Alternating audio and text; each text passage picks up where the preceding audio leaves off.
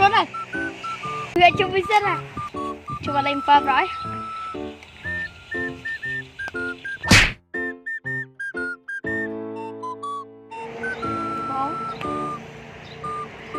Lên vuông. Lạnh. Có cạch. Chụp đầu tiên sinh à. Yeah.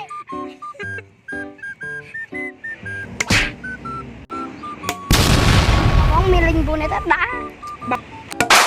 Có khiêu, skip về môi. Có khiêu em bóng đầy nữa.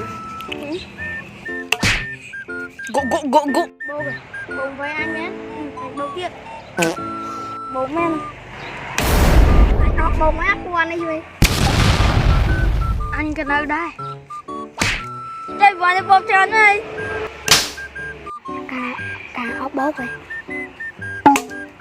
Chồng, này cái anh ốc bố nghe nè bố vậy. Cho anh sợ đồ môi gì.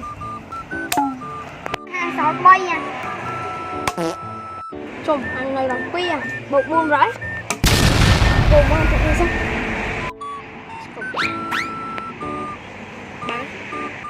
Wow. Mấy à, bột rồi.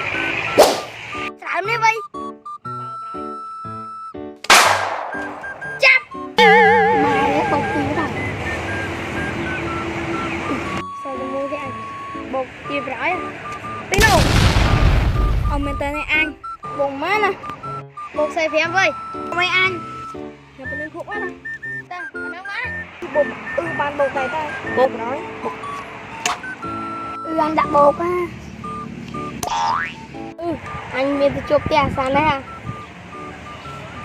Bán này. Đã sân. Yes, đi hay. Rồi lên đặt pi một tia chẳng? Pi ấy. Pi mà ăn ốc à? Thắng à? Có pi à?